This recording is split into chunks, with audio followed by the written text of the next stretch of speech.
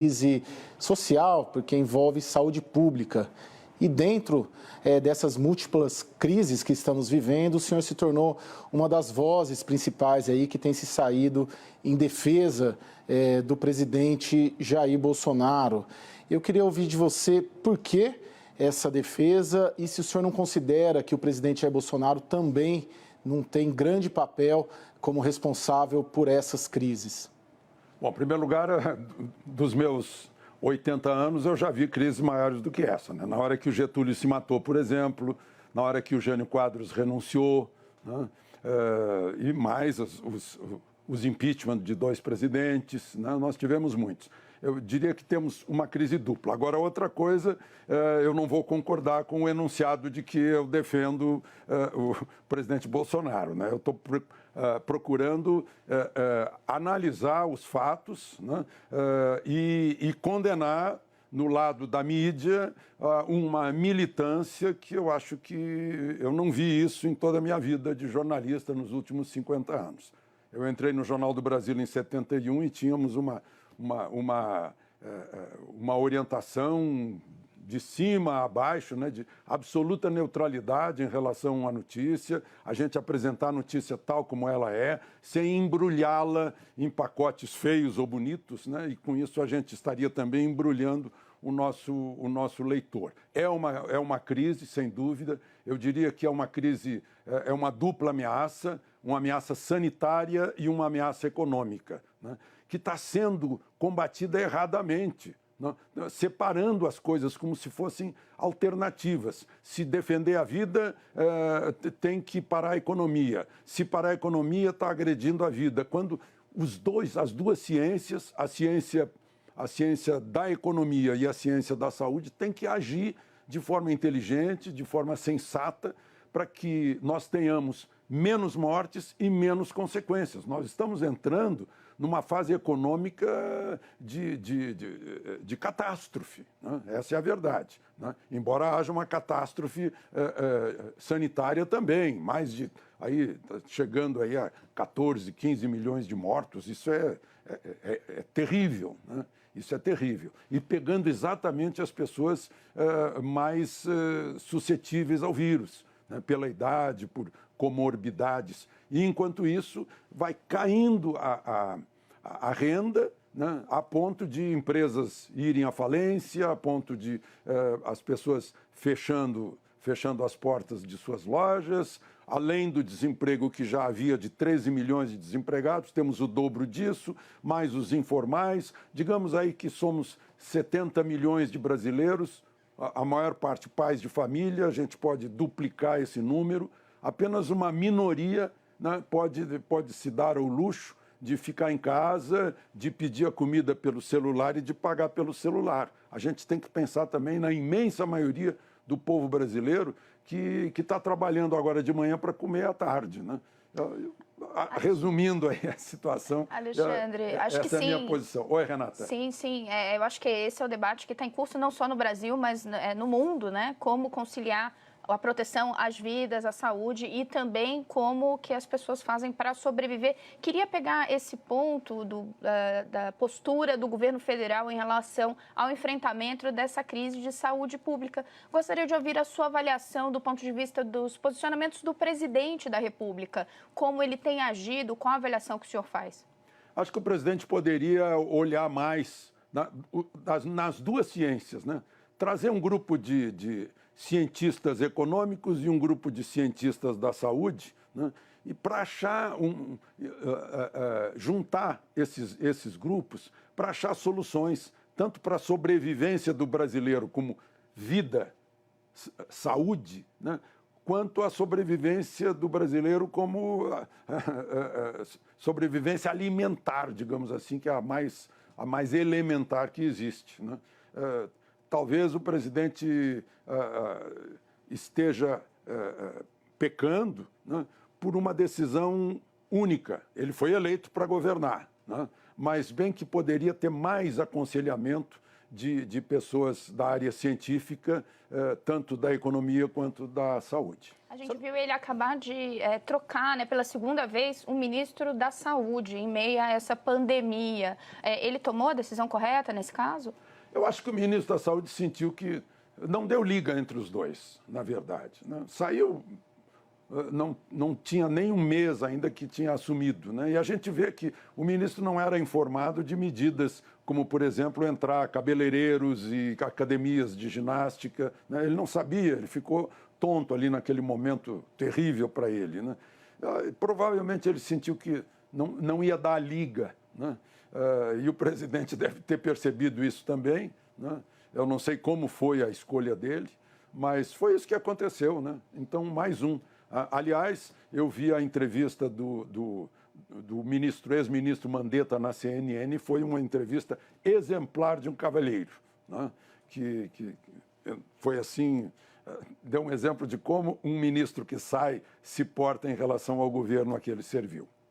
Alexandre, como que você analisa a postura dele, do presidente Jair Bolsonaro, especificamente em relação a uma daquelas 3 crises que a gente abriu a entrevista, na crise política? Você acha que ele estimula, ele tensiona ou tensionam com ele? Qual que é a sua leitura disso no que se refere à crise política? Qual que é o papel do presidente Jair Bolsonaro? Um papel talvez seja de confronto, você concorda, você discorda? O papel dele em relação a esses outros poderes e a forma, e também aos governadores, e a forma como ele se coloca e se comporta com esses outros atores políticos. Não, a gente viu o deputado Bolsonaro, volta e meia, tinha bate-boca na Câmara, né? É o temperamento dele. Esse é o presidente que foi eleito por 58 milhões de eleitores, quase isso, né? Esse é o temperamento dele, né? Eu imagino que se ele mudasse o temperamento, seria um hipócrita, né? Então, esse é o temperamento, tem que lidar com isso, né? E tem que administrar, né? Eu acho que esse temperamento explosivo, muitas vezes, tem significado reação negativa contra ele, né?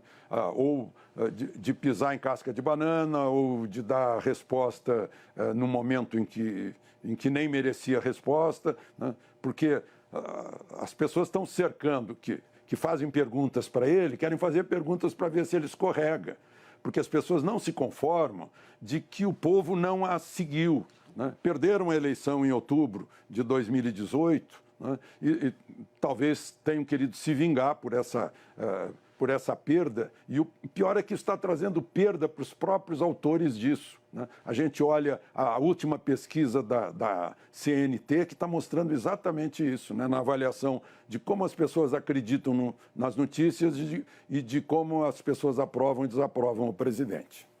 Agora, o senhor não acha que esse estilo do confronto, ele caberia muito mais enquanto deputado, ou mesmo numa eleição, mas quando se é presidente, você tem que tentar, e não estou dizendo que tem que ser assim, mas eu digo que poderia ser assim, um pouco menos, propiciar um ambiente menos distensionado, principalmente em meio a essa crise múltipla que a gente está vivendo, que ele poderia, na presidência da República, distensionar em vez de tensionar? Sem dúvida. Agora, quase a gente está dizendo que a culpa da pandemia é do presidente e não do novo coronavírus. A gente está quase dizendo isso nesse momento, né? O presidente se acostumou, como deputado, ao entrechoque, né? Se acostumou em todas as campanhas eleitorais que ele fez, por ele e por outros que foram eleitos, a esse entrechoque. Eu acho que sim, que tem que ter, né, a presidência da República tem um cerimonial, né? Talvez o cerimonial deva segurar um pouco, né? Mas parece que ele gosta desse contato pessoal diário com os jornalistas, né? E é sempre um contato pessoal e diário que provoca fissuras, que provoca arranhões, né? Que provoca entrechoques, né? É uma questão de conter esse... Ele não vai virar um gentleman inglês, né? Mas eu acho que pode muito bem tentar segurar, puxar suas próprias rédeas. Alexandre, você citou essa questão de que pontos que acabam provocando uma reação mais inflamada do presidente ou que o contrariam, né, vem de atores que estão inconformados com a sua eleição. Isso faz um eco ao que a gente escutou muitas vezes no governo anterior, no governo do PT, por exemplo, em que, sim, havia esse discurso, né, de um inconformismo com a chegada do partido no governo, né, de que havia inimigos na grande imprensa. O que o senhor vê de similaridades nesse discurso que se usava lá e que agora também ganha voz nesse momento? É verdade, Renata. No governo Lula, no governo do PT, no governo de Fernando Henrique, no governo de Sarney, a gente teve também essas histórias de fora Sarney, fora Fernando Henrique, fora Collor, tivemos. Né? São manifestações naturais, manifestações livres, mas eu nunca vi algo assim tão... Às vezes eu fico pensando, eu não acredito em teoria da conspiração, não acredito. Mas às vezes, puxa, não é possível que isso não seja combinado, porque é uma coisa incrível, né? Como se torce a informação, como se omite algumas informações. Essa pesquisa de que eu falei, da CNT, pesquisou a credibilidade do jornalismo e a credibilidade do presidente, que caiu. Né? Mas ninguém menciona sobre a credibilidade do jornalismo, que é menor ainda que a credibilidade do presidente. Né? Eu sei que é um mecanismo de autodefesa, né? Mas isso faz com que a gente entre num círculo vicioso e vá perdendo o nosso principal patrimônio, que é o patrimônio da credibilidade. Eu vi, né? Não me contaram, eu fui convidado para ir à UNB, uma universidade federal, faz décadas isso, 2 décadas e meia, e os alunos me perguntaram do jornalismo, o último semestre do jornalismo, me perguntaram quais são os pilares do jornalismo. Né? Eu disse, olha, veracidade, clareza, simplicidade, objetividade, isenção e neutralidade. Quando eu falei em isenção e neutralidade, o professor deu um salto da cadeira. Eu não ensino meus alunos a serem isentos e neutros. Aí eu perguntei, ensina o quê? Ensino a serem militantes ideológicos, ele me explicou, para derrubar, para combater o status quo opressor.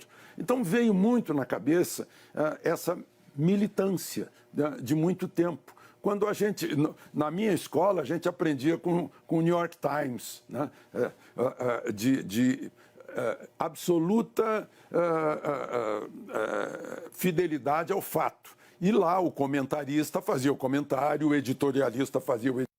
Mas na notícia nós éramos fiéis aos fatos. Né? Essa era a escola do Jornal do Brasil, do Alberto Dines e depois do Walter Fontoura. Foi isso que a gente aprendeu lá e jamais saíamos disso. Né? Depois que o sujeito é promovido e passa a ser articulista, comentarista, aí passa a dar opinião. Mas o eleitor sabe que ali é uma opinião do jornalista, não é um fato que foi mudado ou que foi omitido ou que foi apresentada só uma faceta de 5 ou 6 facetas de um mesmo fato. Alexandre, o senhor entende que essa fala desse professor, especificamente na UNB, décadas atrás, reflete o trabalho de dezenas e dezenas, centenas de profissionais que todo dia exercem um jornalismo profissional?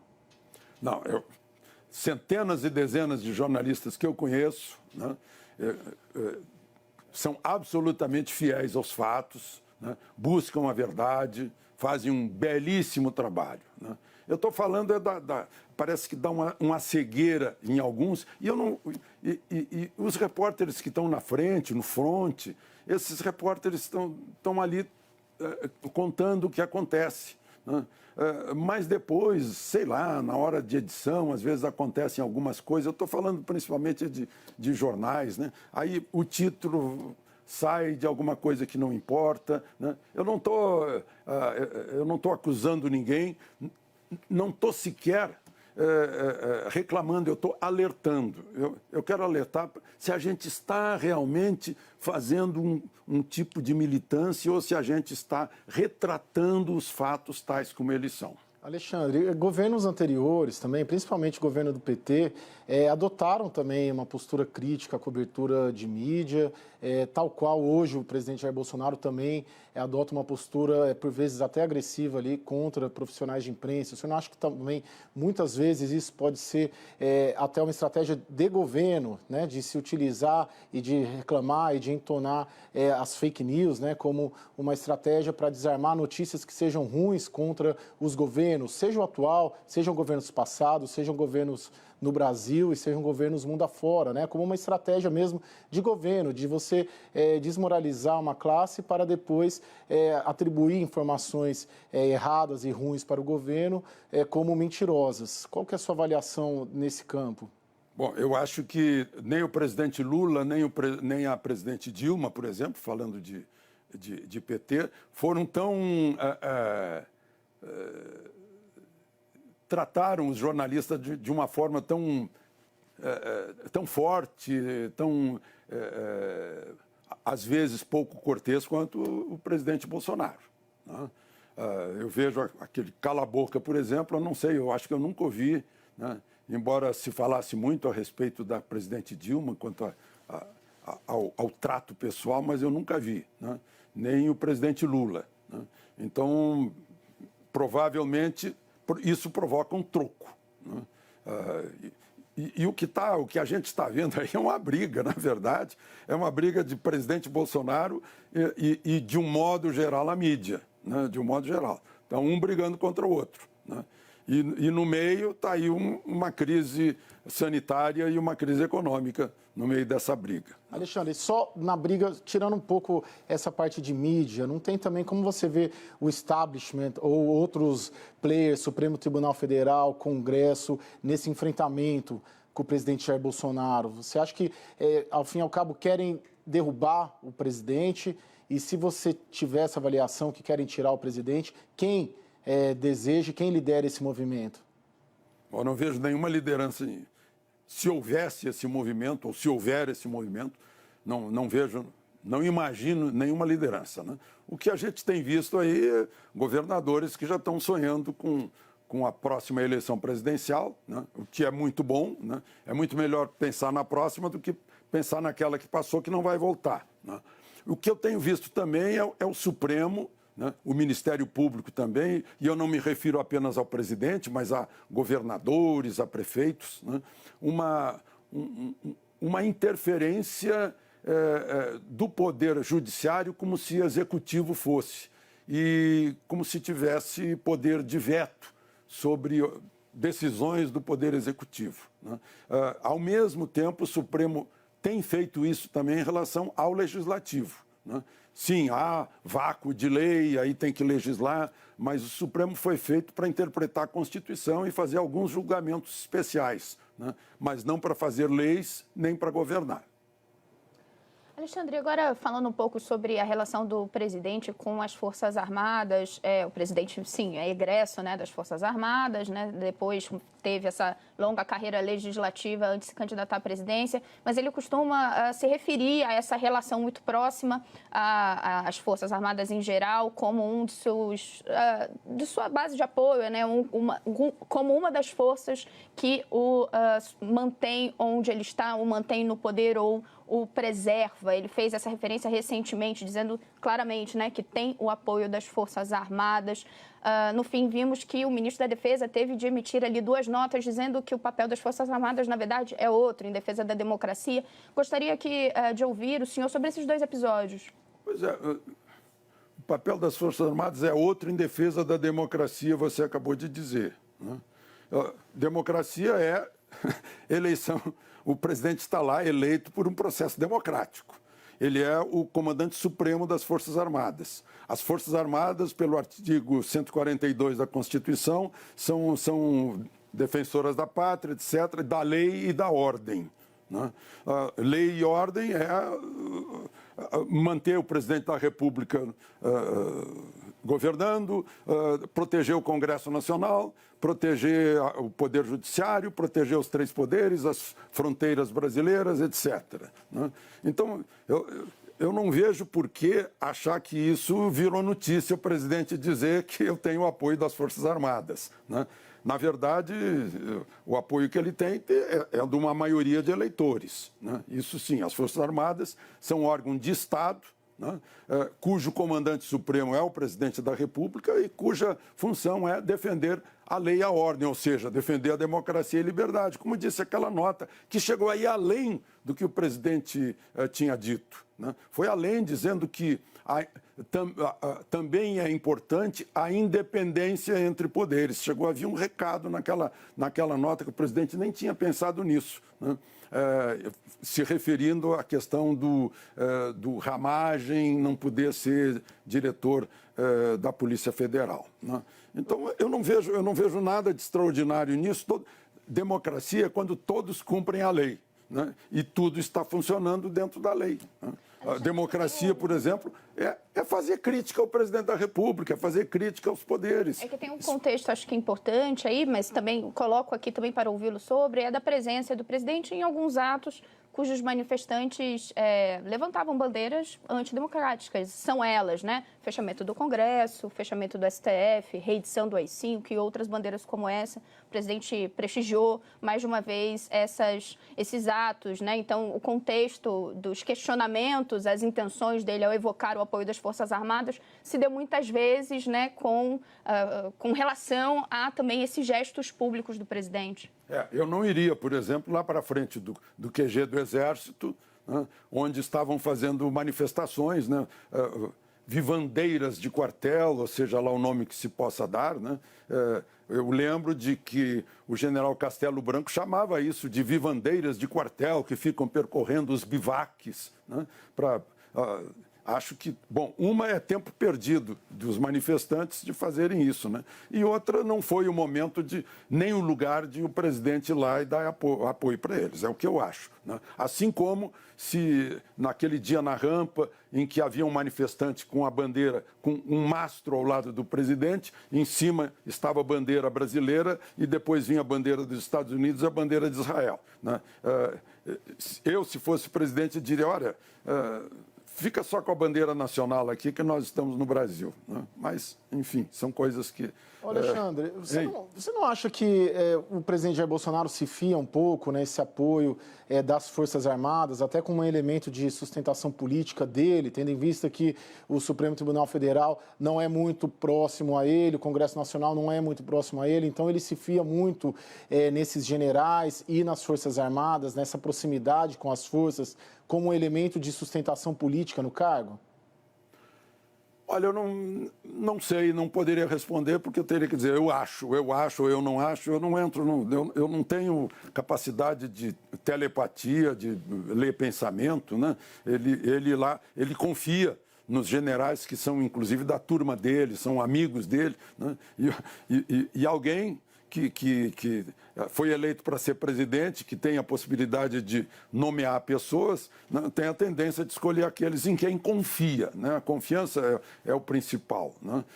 Nós já reclamamos no outro governo que não era a confiança, que era o voto no Congresso, a compra de votos no Congresso, que se dava ministério para partido político, que se dava direção em estatal, né, que o pessoal enchia o bolso, como a Lava Jato mostrou, né? Agora está nomeando gente de confiança, né? E a gente reclama, isso está aí um pontinho assim, que história é essa, né? Que aparece em manchete, o presidente declarou que quer alguém com quem ele tem afinidade na direção da Polícia Federal. Óbvio, se não fosse, seria um banana, né?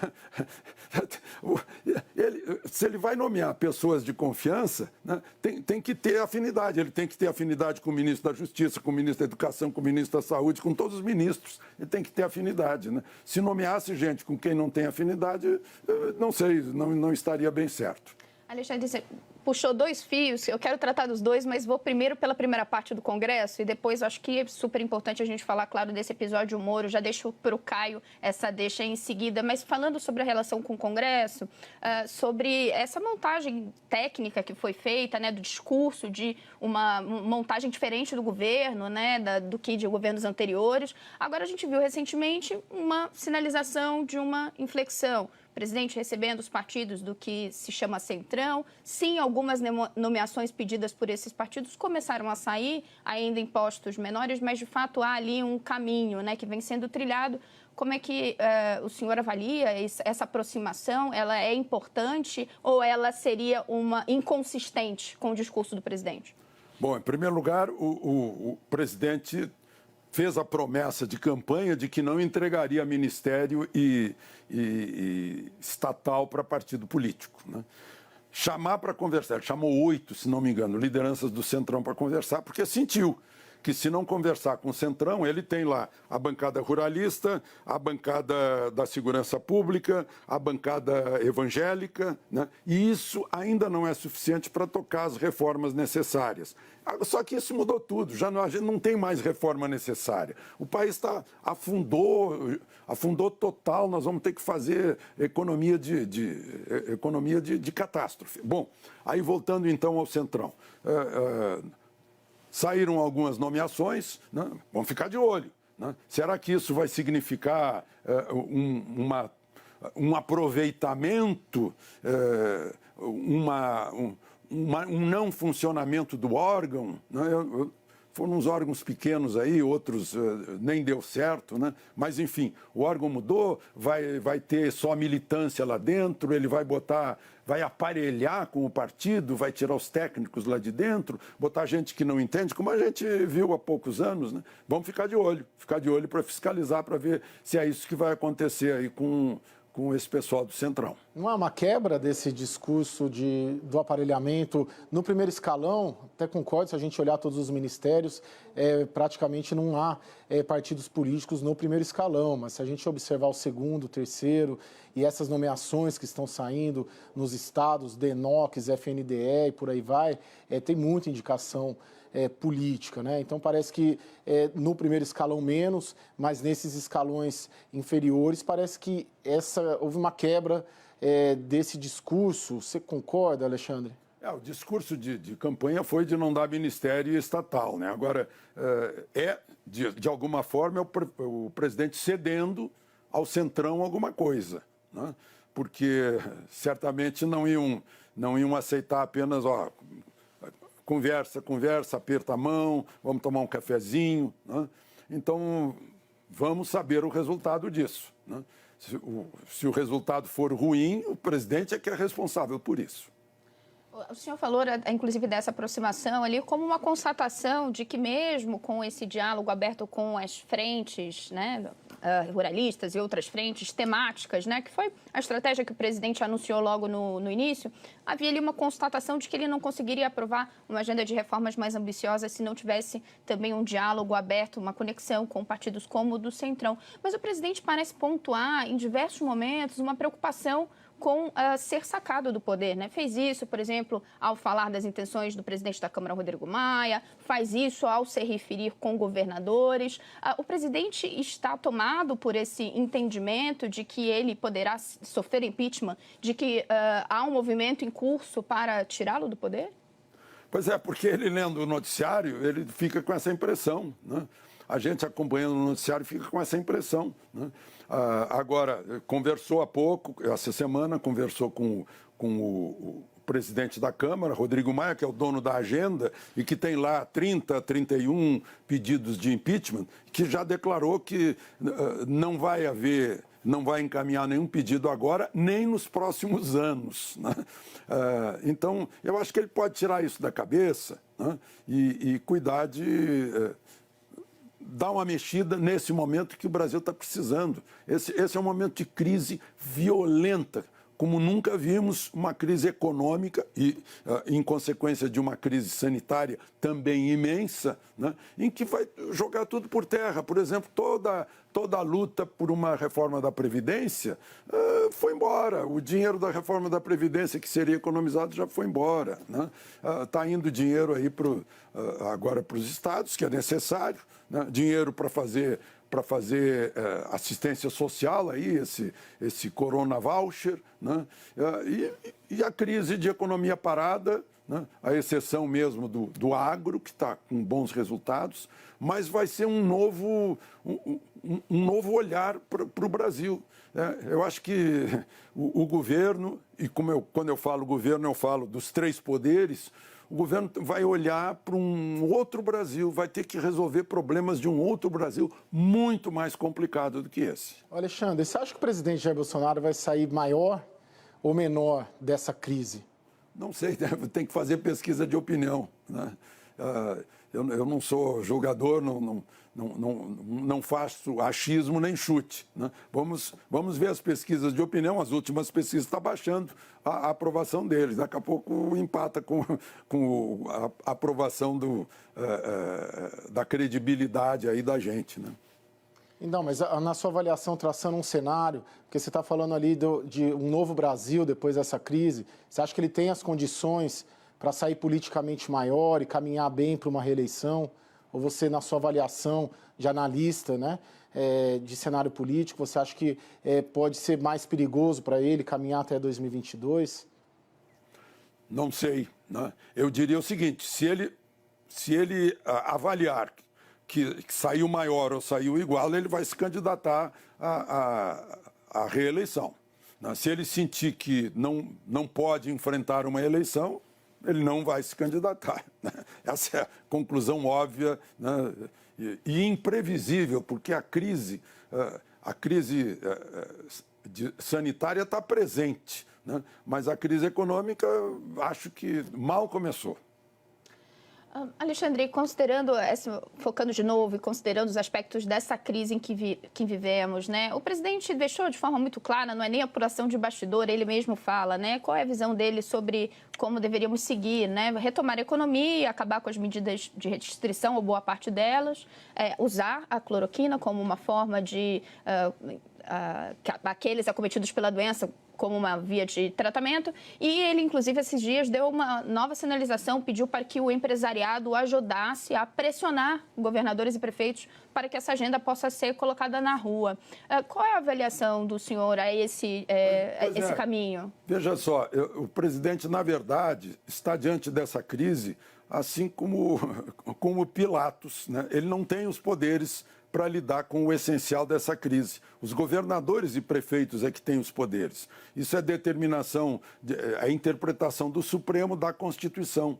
Então, de certa forma, ele fica numa posição favorável de dizer, olha, isso não é comigo, isso é com o governador de São Paulo, ou o governador de Tocantins fez melhor assim, fez melhor assado. Cada governador vai ter que avaliar a sua situação, a situação do seu estado, né? E dentro do seu estado vai ter que conversar com os prefeitos para ver que municípios podem retomar a atividade, não tendo nenhum caso, e os que não podem, né? O que o presidente pode fazer é observar de longe, né? Ele vai lavar as mãos, né? Isso falando numa atitude que o favoreceria, né? Agora, se continuar essa briga dos dois governadores, né, que são os mais vistos aí, o Witzel e o Dória, e o presidente, essa briga é recíproca, né?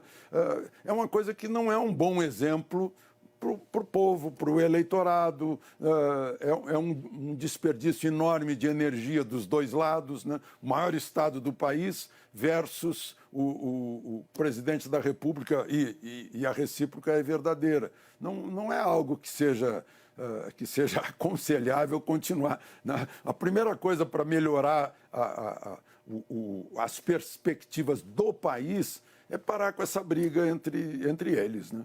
Alexandre, qual que é a sua leitura do esse episódio recente do Sérgio Moro contra Jair Bolsonaro, à luz do que a gente já sabe, né, os depoimentos, o tal do vídeo do que já vazou dele, qual que é a sua leitura? Quem que estava errado aí? Quem cometeu o crime aí? Qual que é a sua avaliação desse episódio? Bom, ninguém cometeu crime, né? Nem mesmo o Aras vai decidir isso, né? Mas pelo que a gente viu, a montanha não pariu sequer o ratinho, né? Eu acho que o ministro poderia muito bem esperar para pedir demissão e depois fazer aquela série de insinuações que ele disse que não estava dizendo que o presidente estava cometendo crime, né? Ele quis se preservar de denunciação caluniosa, né? Mas eu acho que perdemos muita energia nisso, muita força nisso, nessa briga aí de egos, né? Porque o ministro não conseguiu manter o diretor da Polícia Federal que o presidente queria tirar, né? Então, foi um desperdício o que aconteceu. O senhor acha que o Sérgio Alexandre, Moro é falou, só um minutinho, o senhor falou sobre essa questão da afinidade, né, do presidente que ele tem que ter com o ministro, né, não só da Justiça, mas com outros, e citou, inclusive, aí vou retomar um ponto que o senhor falou um pouco antes, né, também no caso da Polícia Federal. Mas nesse caso específico, a gente viu um interesse do presidente em superintendências, ou seja, na estrutura da Polícia Federal, e isso emerge dessa sequência de depoimentos, né, a gente tem ali relatos, por exemplo, do superintendente que no ano passado foi sondado para substituir o que estava no Rio de Janeiro, que foi sondado e chamado ao cargo pelo Alexandre Ramagem, que o presidente gostaria que comandasse a Polícia Federal. Por que um interesse tão específico do presidente da República em engrenagens da Polícia Federal e não somente, né, no seu ministério e na Direção-Geral da Polícia Federal? Interesse em engrenagens, seja lá qual for, essa do Rio de Janeiro ele disse que queria porque ele é do Rio de Janeiro, né? Engrenagens. Se ele tivesse interesse em inquéritos, eu acho que seria muito grave. Agora, se ele não pode mexer em direções da Polícia Federal com as quais ele não estava satisfeito, né, então ele não é chefe, né? Ele inclusive, nessa reunião ministerial, ele estava reclamando de todos os ministérios que não mandavam informações estratégicas de inteligência. Ministério de Relações Exteriores, Ministério da Economia, Ministério da Saúde, Ministério da Justiça, né? Polícia Federal, ABIN, Forças Armadas, reclamou disso, né? Enfim, é o que eu vi, né? Mas a gente vai ver, o Aras vai decidir do que se trata, né? E depois o ministro Celso de Mello é que vai resolver se houve ou não houve indício de crime que possa aprofundar ainda mais a investigação nisso tudo que o então ministro Sérgio Moro falou como ministro. Qual que é a tua visão do Sérgio Moro? Você acha que ele é um técnico ou ele é um político? Eu acho que ele não deu muito certo como político, mas agora ele tem força política, né? Quer dizer, agora, ele já tinha força política quando era juiz, né? Ganhou assim um apoio nacional, né? Entusiástico, né? Aí foi escolhido ministro, né? De comum acordo, tanto que ele abandonou uma carreira brilhante, né? Entrou no ministério. Aí no ministério parece que não se acertou com o presidente da República, o que a gente viu, que ele se queixava de que o presidente se metia nas coisas dele. Ele é auxiliar do presidente. Todo ministro é um mero auxiliar do presidente da República, né? Por isso mesmo eu fico danado da vida quando vejo um deputado ou senador que é empregado do seu eleitor trocar de emprego, né? Dar as costas para o seu eleitor e virar empregado do prefeito, do governador, do presidente. Mas aí, voltando, aí ele assumiu o ministério, parece que não teve liga, né? Assim como o último ministro da Saúde não teve liga com o presidente, saiu, mas ele saiu, ele está sendo aplaudido por gente que antes não o aplaudia, né? E ele se apresenta aí, eu acho que ele é um bom candidato de oposição a Bolsonaro para a próxima eleição presidencial. Alexandre, o senhor cita essa questão de que todo ministro, no fundo, é um auxiliar do presidente da República, né? Ministros são escolhidos pelo presidente da República, ele tem essa prerrogativa. Agora, no caso do presidente Jair Bolsonaro, ele usou, inclusive, como um ativo eleitoral, dizer que em algumas áreas ele terceirizaria. Por exemplo, foi assim no caso da economia, quando ele martelou bastante durante a campanha que quem respondia por isso era o agora ministro da Economia, Paulo Guedes, né? Que essas decisões, essas orientações todas estavam com ele. Ele voltou até depois de eleito fazer essas afirmações algumas das vezes. No caso de Moro, foi ali oferecida aquela carta branca. Quem errou nesse caso? O candidato e depois presidente eleito ao dizer que algumas áreas seriam de outros ou desses ministros reivindicarem esse protagonismo? Pois é, foi uma das condições para o ministro Sérgio Moro, segundo ele conta, para assumir, receber uma carta branca, né? Agora, durante a relação dos dois, não funcionou, né? Não deu certo e por isso ele saiu, né? Então, foi esse o motivo. Eu lamento que a gente tenha perdido, que a justiça brasileira, o judiciário tenha perdido Sérgio Moro, né? Mas acho que é um bom quadro agora para a política. Alexandre, quem é esse terço da população que apoia o presidente Jair Bolsonaro em todas as pesquisas aparece ali 30%, 28%, 35%. Qual que você acha que é o perfil e você avalia que esse grupo deve permanecer com o presidente até o final do seu mandato? Não sei, eu vejo os apoiadores que vão lá para frente do Palácio Alvorada, né? Se for uma amostragem, é gente que fica de joelhos na frente do presidente. É aquele apoio que Lula tinha também, mais ou menos nesse nível, né? Que é um pessoal que não sei se daria a vida pelo presidente ou daria a vida por Lula, mas é uma gente assim bem, digamos, um apoio muito, muito forte. Gente que pega ônibus para vir para Brasília para mostrar para o presidente, olha, fique firme que nós estamos apoiando. Nesse sentido, o senhor vê o bolsonarismo como um fenômeno político que veio para ficar, como a gente viu, né, o petismo, também o lulismo, né, que segue presente para uma parcela da sociedade. O bolsonarismo é algo novo e que o senhor imagina que siga no cenário pelos próximos anos? Pior é que não é novo, né? Teve getulismo, eu ainda lembro do getulismo, né? Getulismo, o pessoal do Juscelino, né? Pessoal do Collor, pessoal do Lula, né? A gente está sempre, parece que é uma parte do Brasil que fica atrás de figuras, né? de salvadores da pátria, né? Eu acho que talvez seja esse um dos nossos problemas, né? Aí fica um caminho fácil para o populismo, para a demagogia, né? Eu acho que salvadores da pátria somos nós, né? Cada um de nós somos os salvadores da pátria. Se a gente resolver os nossos problemas, né? E se a gente for bem na vida, nós seremos os salvadores da pátria, a soma de todos nós, né? Eu costumo dizer que não deposite a sua confiança, né? Não transfira para o Estado brasileiro a salvação da pátria, né? Tenha noção de que é sua essa responsabilidade. E essas pessoas que seguem presidentes, né, como Lula, como houve com Collor, havia muito com Getúlio, né, e está havendo agora, né, são pessoas que vibram com o presidente e acham que ele é o salvador da pátria. Qual que é a sua avaliação do Supremo Tribunal Federal e a relação dele com o Palácio do Planalto hoje, Alexandre? Olha, eu acho que a relação, pelo que eu sinto e vejo, a relação entre o presidente do Supremo e o presidente da República é uma boa relação entre chefes de poder no regime democrático dos três poderes, né? Tanto quanto a relação de Rodrigo Maia e Alcolumbre com o presidente da República, com o presidente do Supremo. Lá no Supremo são 11 cabeças diferentes, né? A gente vê uns brigando com os outros, às vezes, né? Como a gente vê como consequência do fato de que está sendo televisada lá pela TV Justiça. Eu não sei se vinha de mais tempo, quando as sessões eram mais discretas, digamos assim, né?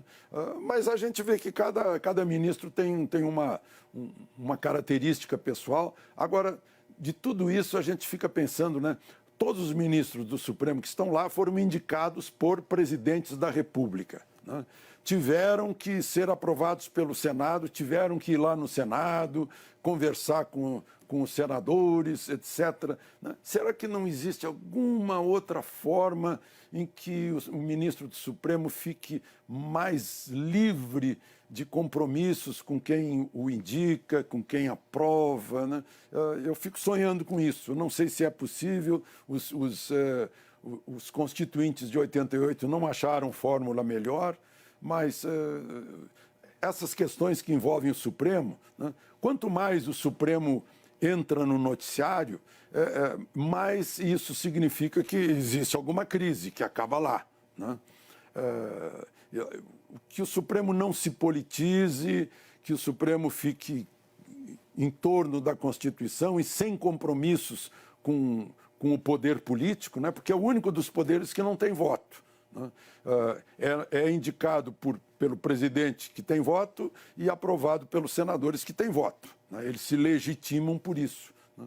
Mas eu não sei, talvez pudesse haver alguma forma ainda mais perfeita de escolha dos ministros do Supremo. O senhor diz, né, que o ideal é claro que não haja politização no Supremo Tribunal Federal, mas o senhor vê essa politização hoje nas decisões ou nos posicionamentos públicos? De que forma se dá essa politização do Supremo? Eu fico na dúvida, né? Porque eu não tenho como perguntar para um ministro do Supremo se é aquilo ou não que eu li no jornal, né? Mas toda hora a gente vê no noticiário, fulano era amigo de fulano, por isso assim, assado, né? Não sei se faz parte aí do disque-disque, né? Mas eu temo que possa haver politização, né? Mas também sei que são 11 pessoas humanas, né? Que vão agir de acordo com tudo que passaram na vida desde crianças, né? Tem lá o seu substrato psíquico na hora de interpretar a Constituição, podem, como a gente tem visto, um mesmo artigo é interpretado diferente, né, por ministros do Supremo. Mas não custa lembrar, né, que decisão da Justiça se cumpre, né? Isso é democracia. Decisão da Justiça se cumpre, né? Pode até se discutir, mas se cumpre. Esse é um ponto que tem que ser posto aí. Alexandre, você acha que a esquerda brasileira, qual que é a sua avaliação sobre a esquerda? Você acha que ela consegue se reestruturar ou a onda ainda no país até 2022 continua sendo à direita? Nesse momento, a gente olhando as pesquisas, a onda é à direita em termos de número, não em termos de poder sobre a opinião pública, né? Mas tomara que haja esquerda e direita. Eu falei muito sobre isso, né, quando reclamaram que o país estava ficando radicalizado. Eu disse, gente, é que só tinha um lado. O outro lado tinha vergonha de se manifestar. Agora tem dois lados, tem norte e tem sul. Quem sabe a gente chega no Equador, chega no meio, né? Todo mundo diz que a virtude está no meio, né? Eu acho que a melhor coisa é essa discussão de ideias, né? Porque da discussão, do entrechoque, da dialética, né, a gente chega à melhor busca de soluções e da verdade, né? Agora, é uma pena que o país fique patinando nisso, né, nessas coisas, enquanto outros países que estavam atrás da gente já estão lá na frente, né? China, por exemplo, em toda a minha juventude, a China era uma coisinha lá embaixo, né? Hoje é o segundo país do mundo em poder, né? Poder econômico, poder militar, né? E inclusive em tecnologia também, né? Mas quando o senhor fala desses polos, né, bem, agora a gente tem um outro lado que seria o surgimento da direita, é o que eu estou entendendo, né, que antes teríamos só um debate, inclusive político no Brasil, centrado em ideias mais à esquerda. Como é que o senhor classificaria esses polos hoje no Brasil de direita e esquerda? Porque, por exemplo, para considerar a plataforma do presidente Jair Bolsonaro foi conservadora nos costumes, liberal na economia. Diante disso, a partir desse ponto, como é que o senhor classificaria esses polos hoje no Brasil? Pois é, em alguns países o liberal é esquerda, né? Então, o liberal na economia, conservador nos costumes, é a busca de uma fórmula que pegue o melhor dos dois lados, né? Será que esse é o melhor dos dois lados, né? Então, a esquerda discute que a economia liberal é uma economia longe da economia estatal, né? Que a família conservadora é algo retrógrado, né? São divergências, né? Divergências que tomara que conduzam não a um choque, mas a uma discussão de ideias, né? Eu costumo dizer que discutir ideias não é usar adjetivo na interjeição, é usar substantivos e verbos para que cada um explique a sua posição, o outro ouça, né? E venha com outro argumento. Diz, puxa, então, olha, você tem razão nisso, eu tenho razão naquilo, né? Mas para isso existe campanha eleitoral que não está sendo bem aproveitada, né? Mas o senhor vê que o presidente Jair Bolsonaro de fato se rendeu ou se converteu, vou usar esses termos, o senhor fique à vontade para usar outro melhor, ao liberalismo? Ele lá atrás defendia ideias distantes da plataforma de Paulo Guedes, que ele abraçou na campanha. Já no governo deu alguns sinais muitas vezes contraditórios, né? Por exemplo, vou usar como exemplo a reforma administrativa, que não chegou a ser enviada, não por não vontade de Paulo Guedes, mas porque o presidente tinha suas reticências. Como é que o senhor vê hoje em dia esse pensamento econômico do presidente Jair Bolsonaro? Bom, até onde eu sei, ele teve essas ideias quando deputado, ideias mais nacionalistas e estatizantes, e depois teve uma conversa longa com Paulo Guedes, né, e muito produtiva, o que se contou, né, antes de Paulo Guedes ser escolhido, e foi por causa daquela conversa que ele foi escolhido, né, e agora mesmo eu ouvi ele falando que Paulo Guedes fala por ele, e não ele fala por Paulo Guedes. Então, eu diria que se converteu ao liberalismo, ou sim, concordou que a saída é aquela. Era, né? Porque agora a gente está falando de outro futuro, né? Agora vai ser outro Brasil, é o Brasil pós-pandemia, o Brasil pós-paralisia, pós-mortes pelo coronavírus. Eu não sei se liberal ou o que vai poder funcionar, agora tem que ser economia de guerra, né? Essa é a verdade. Então, a gente está discutindo se é liberal, se não é liberal. Acho que o pragmatismo manda que se enfrente com a melhor solução. E eu não sei qual é a melhor solução, porque eu não sou especialista em economia nem em coisa nenhuma. Alexandre, eu queria aproveitar que você acompanhou muito de perto e acompanha ainda todos os últimos presidentes da República. Não precisa fazer uma avaliação de todos, evidentemente, mas pelo menos aqueles desde a redemocratização, bem singelamente, mas quais você considera os melhores, os piores, ou pontos bons, pontos negativos nesses presidentes, nos últimos presidentes da República? Vai surpreender. Itamar Franco, no topo. Por quê? Uma que ele fez, confiando na sua equipe, o real. Gente, a inflação era 5.000% ao ano, 84% ao mês. Ele mudou o país com isso, completamente, né? Apareceu outro país que passou a ter uma moeda. Não tinha moeda, a moeda era o dólar. Passamos a ter uma moeda onde a referência material de um país é a moeda, e nós não tínhamos essa referência. Aí podemos cuidar de outras coisas, né? Porque antes era só a sobrevivência. Será que amanhã a minha empresa vai estar viva? Né? Era isso, 84% ao mês de inflação. Itamar Franco fez isso. Itamar Franco, quando o ministro-chefe do gabinete civil dele, Henrique Argrives, foi denunciado por alguma coisa, no Congresso, né? Ele mandou o Henrique Argrives embora e disse, você sai do ministério, ele acertou isso com o Henrique Argrives, você deixa o ministério para provar a sua inocência, e se provar a inocência, volta. E voltou. Né? Voltou. Quer dizer, não é para qualquer um isso. E o pior, Alexandre? Oi? E o pior?